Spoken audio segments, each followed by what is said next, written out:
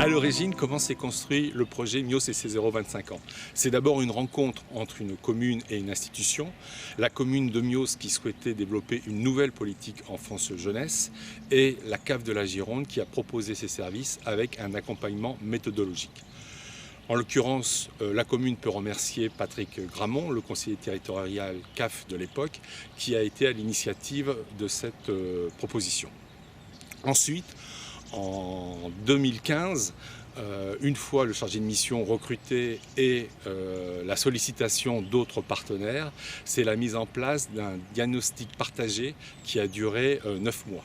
Première étape, le portrait social qui a été réalisé par la CAF de la Gironde avec différents indicateurs, logement, précarité, population, petite enfance, jeunesse, etc. Ce portrait social a été présenté à la population en mai 2015. Deuxième étape, la consultation des acteurs, autour de 250 personnes rencontrées. Là encore, une seconde réunion publique pour présenter les résultats en septembre 2015. Troisième étape, les groupes thématiques avec une quarantaine de personnes qui ont traité différentes questions.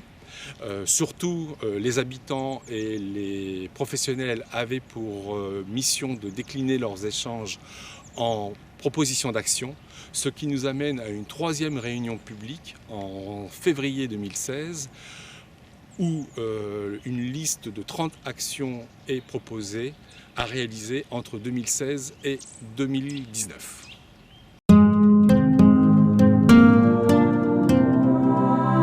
Nous avons rencontré les élus, les nouveaux élus de la commune de MIOS et la caisse d'allocation familiale tout de suite au tout début de la mandature proposait qu'on puisse accompagner le territoire sur une démarche méthodologique qui embrassait la question des 0-25 ans et qu'il y ait un accompagnement singulier sur ce public-là, puisqu'on savait qu'on pouvait aider sur un côté d'action qu'on pouvait soutenir, mais également sur une forme d'accompagnement de l'ensemble des acteurs qui œuvrent sur ce territoire. Il y avait une volonté politique du maire, bien évidemment, et de l'ensemble des élus sur le territoire. Et à côté de ces élus, il y a des techniciens de l'ensemble des organismes qui sont impliqués sur le champ de l'enfance, de petite enfance, enfance, jeunesse. Et ce qui était intéressant et particulièrement singulier sur ce territoire, c'est qu'on a fait le lien entre une lecture politique, une envie d'un territoire d'offrir un service à la population et comment et en quoi l'ensemble des acteurs pouvaient traduire le projet sur des actions très particulières à partir du collège, de la mission locale, des centres de loisirs, du point rencontre jeunes qui n'était pas encore existant sur le territoire et les autres acteurs qui ont accompagné financièrement l'ensemble des actions sur le territoire.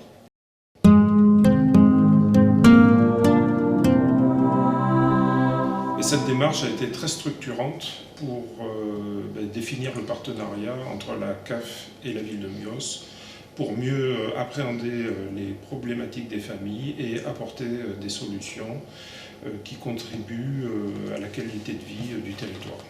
Et je rajouterai des solutions qui ont vraiment été co-construites avec les habitants, les jeunes, les élèves, les parents, et c'est ce qui est important. Une vraie réponse à des besoins et des attentes des habitants.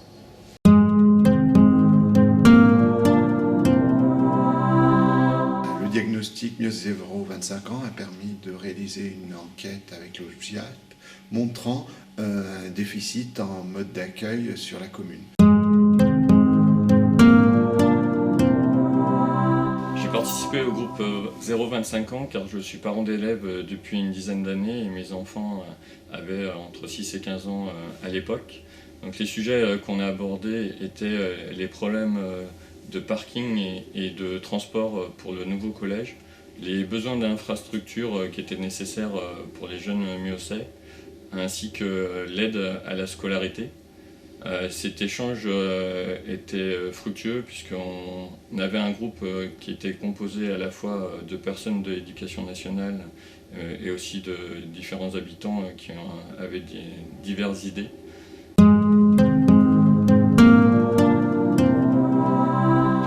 Parmi les l'expression portée par les habitants à l'initiative de la création de ce projet 0-25 ans.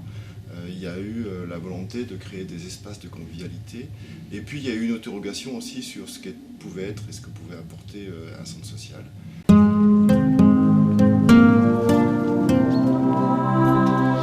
Alors, le diagnostic nous a permis de mettre autour de la table un grand nombre de partenaires et notamment les familles de la ville de Mios qui nous ont permis de travailler autour de l'accueil périscolaire et l'accueil de loisirs.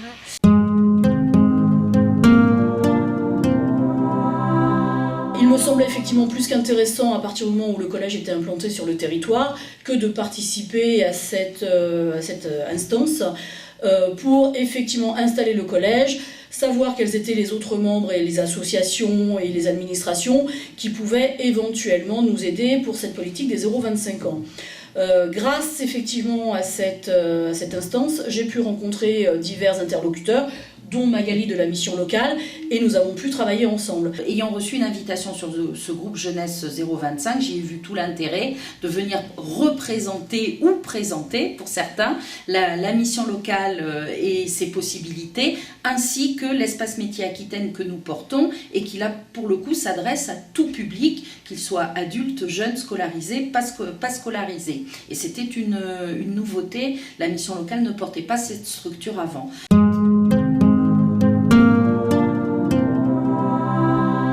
La démarche qui a été proposée sur Mios, pour moi, a été hyper importante dans la mesure où ça a été l'articulation entre les habitants, les professionnels et les élus.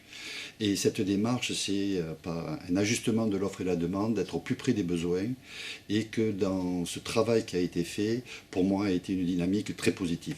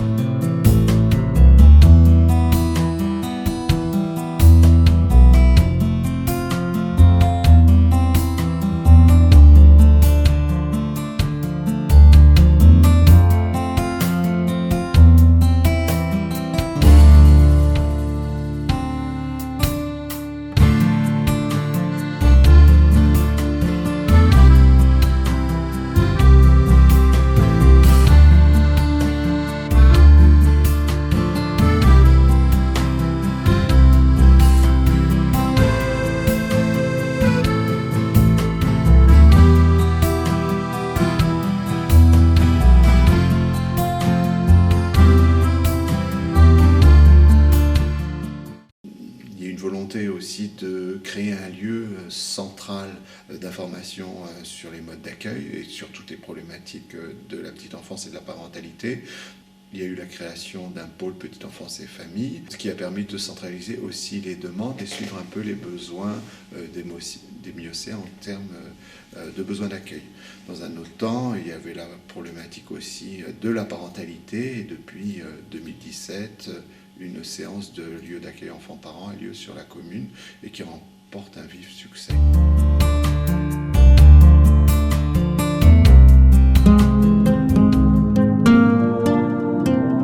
Lors des réunions préparatoires de Mios CC 0-25 ans, les administrés nous ont fait part de leurs difficultés pour inscrire leurs enfants à l'école, sur les accueils avant et après l'école, à la restauration scolaire et au centre de loisirs du mercredi et des vacances. Pour répondre à ça, on a essayé de simplifier un peu toute cette organisation d'inscription. Donc on a regroupé en un seul dossier unique d'inscription les inscriptions scolaires, péri et extrascolaires avant et après l'école et les inscriptions pour le mercredi, les vacances ainsi que pour la restauration scolaire. Donc ce dossier nous permet aux administrés aujourd'hui de faire plus qu'un seul déplacement où avant ils en faisaient 4. Et ça a simplifié considérablement les démarches entre les écoles, le guichet unique. Ça a aussi permis d'autres actions, notamment la carte scolaire qui est un outil qui nous permet d'adapter les effectifs scolaires des différentes écoles en fonction de leur capacité d'accueil. Avec les nouveaux programmes de la réforme du collège, nous avions un besoin en termes d'orientation à l'information. Les dispositifs que nous avions à notre disposition étant insuffisants pour armer les élèves, Grâce au comité technique des 0-25 ans de MIOS, j'ai pu rencontrer Magali Courtieux, directrice de la mission locale, à qui je me suis confiée concernant effectivement cette difficulté, et je lui ai demandé son aide, et nous avons travaillé ensemble pour mettre sur pied un programme d'action sur cette thématique-là vis-à-vis des élèves.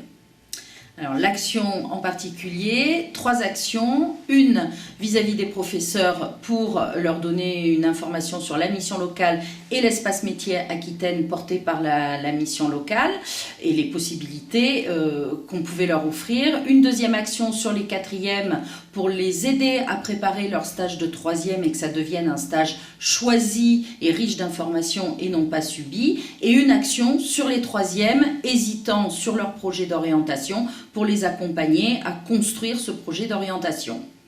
Là, cette année, nous avons une vision plus globale par rapport aux élèves de 3e, puisque l'an dernier, nous avions pris que des élèves de 3e qui étaient un peu hésitants sur leur orientation. Cette année, nous avons décidé que tous les élèves de 3e passeraient par cet atelier-là et qui se testeraient sur un logiciel qui s'appelle Inforison, qui permet, au vu des compétences des élèves divers et variés, pas que les compétences scolaires, mais aussi leur appétence en termes de loisirs, et à partir de ça, dégager certaines pistes liées à l'orientation. Ce projet a tellement bien fonctionné qu'au jour d'aujourd'hui, tous les établissements du bassin d'Arcachon se sont saisis de ce projet-là, et dans le cadre du Trophée Passe-Nord, tous les conseillers de la mission locale vont dans les établissements scolaires à la rencontre des élèves de 3e pour proposer ce qui est déjà en place depuis 3 ans au collège de Mios. Nous avons aussi travaillé sur une augmentation d'amplitude horaire. Donc avant, nous étions ouverts de 7h30 du matin jusqu'à 19h le soir. Et donc depuis un certain temps, nous sommes ouverts à 7h15 le matin jusqu'à 19h le soir. Une amplitude horaire qui est plus intéressante pour les familles. L'accompagnement à la scolarité, c'est un dispositif qui est proposé sur MIOS depuis 4 ans, qui permet d'accompagner 90 enfants sur les 4 écoles de MIOS. Moi, je suis coordinatrice de l'accompagnement à la scolarité, et pour m'accompagner dans cette mission, je coordonne à peu près une petite trentaine de bénévoles qui interviennent sur les différents sous-groupes du CP au CE2 et puis du CM1 au CM2. On propose en fait un temps d'aide aux devoirs, et puis un temps un peu plus long en fin de journée sur ce qu'on appelle les apports culturels. C'est l'ouverture des enfants à leur environnement, à l'actualité. Ce qui est intéressant sur l'accompagnement à la scolarité, c'est d'avoir un tiers qui peut permettre de faire passer une notion de façon différente, autre que la maîtresse ou le maître, et autre aussi qu'un parent ou un grand frère ou une grande sœur à la maison le soir. Voilà, donc il y a des liens forts qui se tissent avec les bénévoles qui suivent les enfants toute l'année, et on peut observer des enfants qui se réinvestissent en fait l'année suivante, qui demandent de nouveau à être accompagnés sur ce temps-là parce qu'ils y trouvent un intérêt fort. C'est une action qui a été menée en partenariat très étroit avec la mairie. C'est une œuvre collective, effectivement avec des bénévoles et pilotée par l'association Le Roseau, mais avec une implication aussi de tous les services techniques de la mairie. Depuis 2 ans, un partenariat de plus en plus étroit avec les enseignants. À l'ouverture du collège, il nous a semblé intéressant puisqu'on s'était rendu compte que nombre d'élèves, le soir en rentrant à la maison, se retrouvaient seuls face aux devoirs, de mettre en place le SOS Devoir. Alors ce dispositif SOS Devoir a après été validé par l'Éducation nationale, puisque nous avons eu l'obligation par le dispositif Devoir fait de mettre en place aussi ce genre de choses. Sur l'établissement de Mios, dans un premier temps, ce sont les enseignants qui, de façon volontaire, ont accepté tous les jours de la semaine de mettre en place ce SOS Devoir, permettant à des élèves d'obtenir une aide ou pour apprendre à apprendre, ou pour de la méthodologie, ou faire des exercices en étant accompagnés et en étant sûr de bien avoir compris une leçon et une notion, et en cas d'erreur, d'avoir en face un enseignant qui puisse être en capacité de valoriser l'élève dans les efforts et de le rassurer sur ce qu'il était en train de faire. L'avantage que nous avons vu, c'est, alors non pas sur les résultats scolaires, parce que certains élèves, ça n'a pas forcément amélioré les choses, mais en tout cas, ça a permis à ces élèves-là de se rassurer et de pouvoir en classe réinvestir, notamment pour oser demander à un enseignant lorsqu'une notion n'était pas comprise, et être plus à l'aise au moment de l'investissement à l'oral.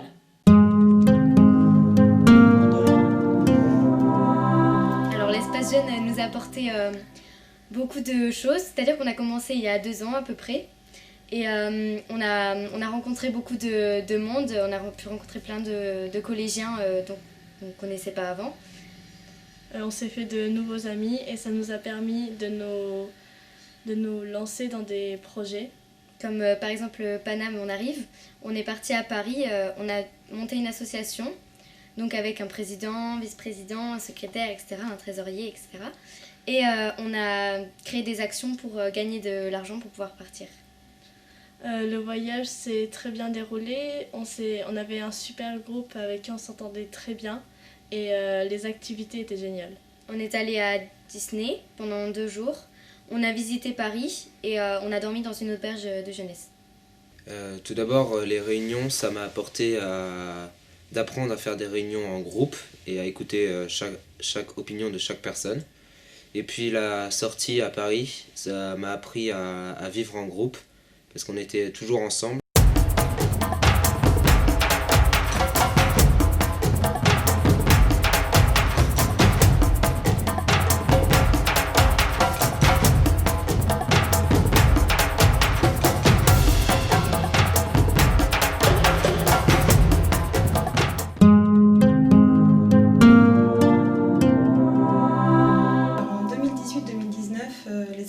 On travaille sur 2 grands projets. Sur le niveau 6e, on a eu un gros projet sur l'environnement et paysage avec l'ensemble des collègues des différentes disciplines et on avait donc plusieurs partenaires. On avait le parc régional de Gascogne, nous avions donc le groupe de musique Unda qui a permis donc de réaliser un concert dessiné au mois de juin. Donc tout un projet très pluridisciplinaire. Nous avons également mené un deuxième projet, niveau 5e, avec la classe art plastique, Bougeons sans bouger, qui a été donc un grand projet autour de l'artiste Norman Guyot, qui nous a amené, guidé autour de la réalisation de la fresque sur le gymnase. Et cette année, nous reconduisons ce projet de fresque dans le SELF, qui sera autour de la thématique de la tolérance et le respect.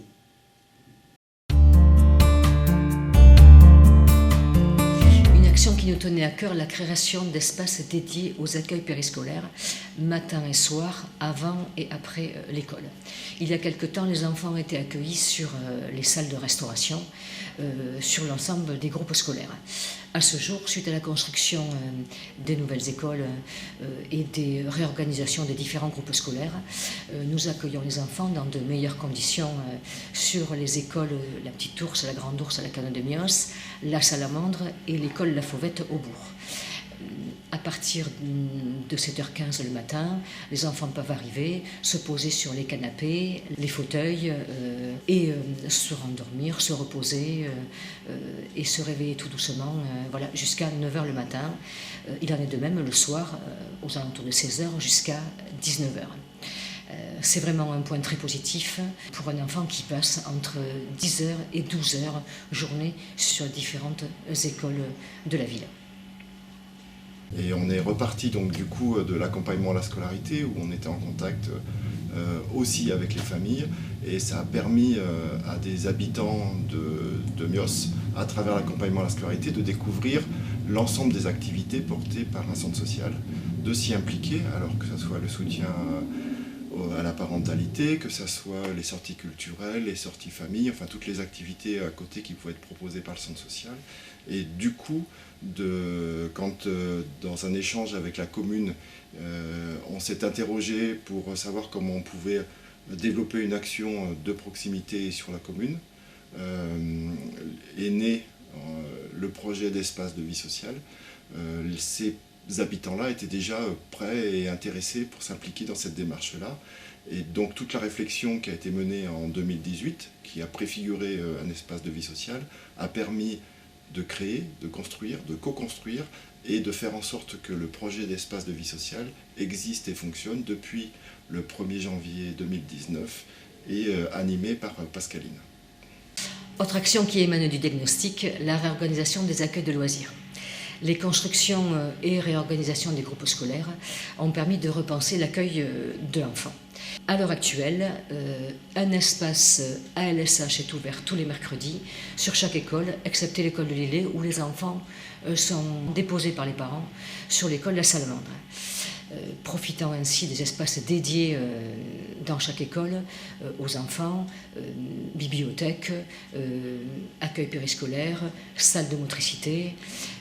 Voilà, une grande amélioration en termes d'accueil de l'enfant et aussi en termes de conditions de travail pour les agents du service jeunesse, du service d'animation.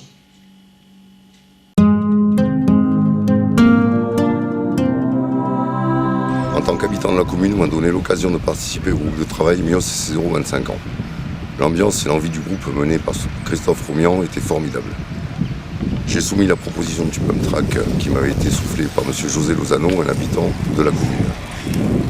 Je trouve que le résultat est magnifique. Le revêtement de la piste a été bien choisi, car vélo, trottinette et skate peuvent évoluer sur le site. Je remercie toute l'équipe qui a participé de près ou de loin à ce projet. À bientôt sur la piste.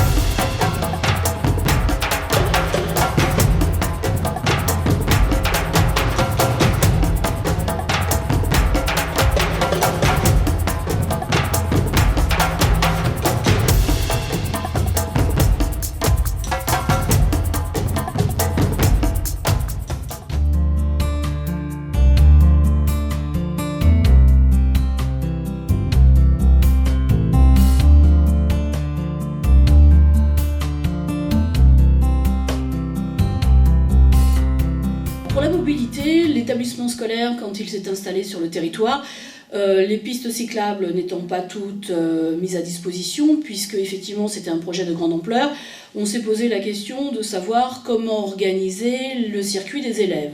On pensait éventuellement mettre à disposition un logiciel pour permettre aux parents de se renseigner, et on s'est rendu compte très rapidement que ce n'était pas la peine, puisque les parents s'étaient déjà organisés à conduire les élèves en vélo une première fois et en étant un adulte devant et un adulte derrière pour montrer le circuit aux élèves. Ils ont fait ça sur une semaine et après les élèves ont été autonomes. La chose que nous on a voulu rajouter, c'est notamment pour les habitants de Lilley et de la Cano de Myos, c'est de permettre sur demande des parents d'élèves de faciliter, j'allais dire, la mise dans une même classe d'élèves d'un même secteur pour que les parents puissent s'organiser au niveau du covoiturage, venir porter et récupérer leurs enfants.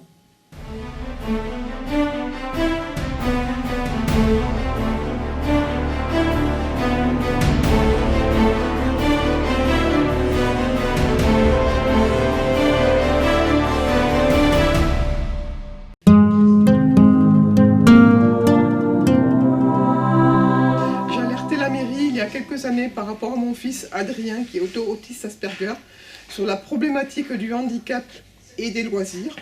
Il n'avait pas d'accompagnement pour les loisirs, il n'avait pas de vie sociale, il n'était pas scolarisé à Myos. La mairie de Myos s'est mobilisée, a fait des choses pour lui, pour eux, pour tous ces enfants handicapés. Ils permettent de leur voir un sport adapté avec des gens spécialisés. Et nous remercions la mairie pour ces encadrements spéciaux et nous sommes très fiers d'avoir pu participer à cet encadrement pour ces autres enfants en espérant qu'ils puissent en bénéficier eux aussi.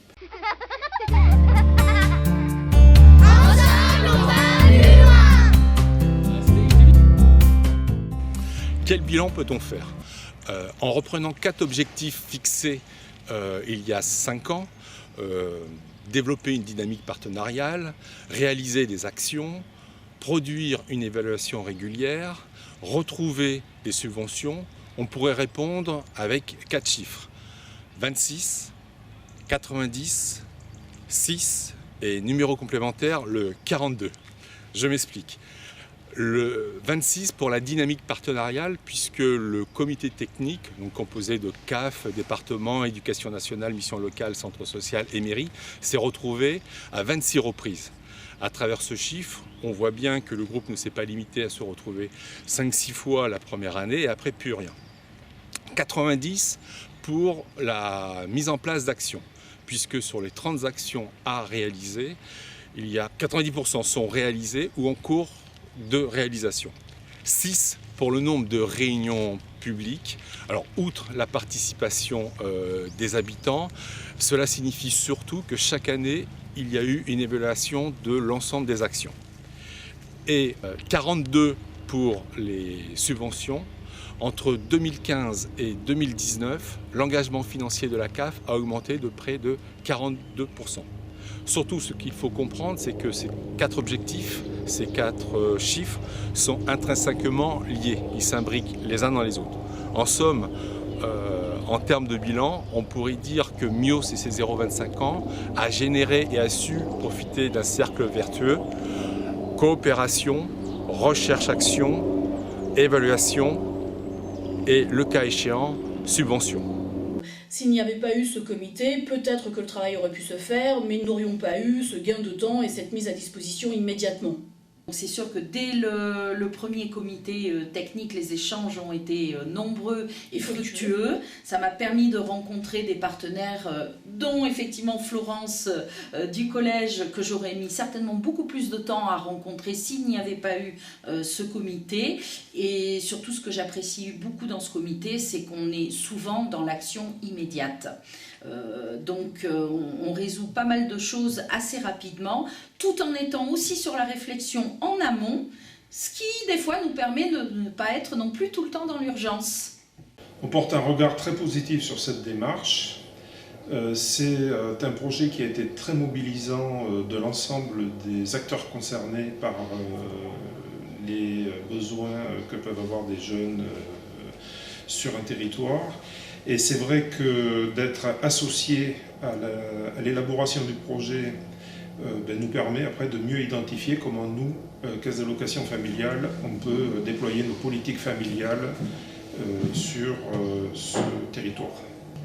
Et à mon arrivée, ça a été aussi une plus-value par rapport à la connaissance du territoire et de travailler sur une commune où il y a une vraie dynamique de partage et de réflexion. Incontestablement, la démarche qui a été initiée sur le territoire a permis que l'ensemble des acteurs puissent se nourrir des expériences et des missions propres aux autres institutions.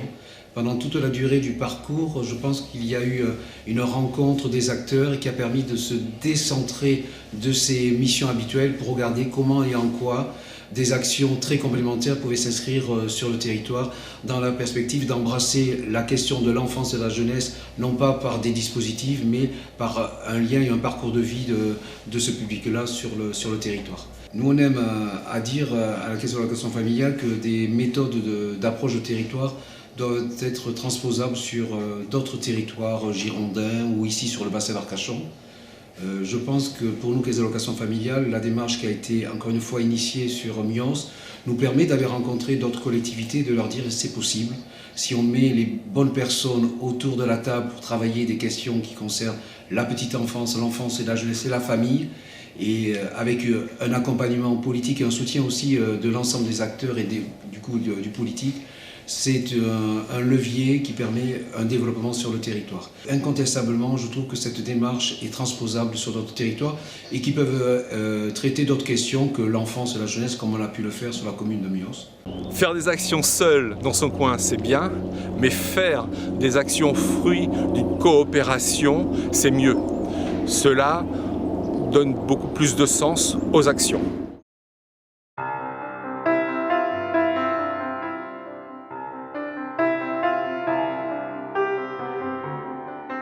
Partenariat, coopération, projet. Participatif, méthodologique, adaptatif. Partenariat, Participation, pilotage, dynamique prospective et après. Investissement, mobilisation, implication. Évolution, dynamisme, accessibilité. Convivialité, efficacité, invisibilité. Projet, réseau, partenariat. Rencontre, échange, action.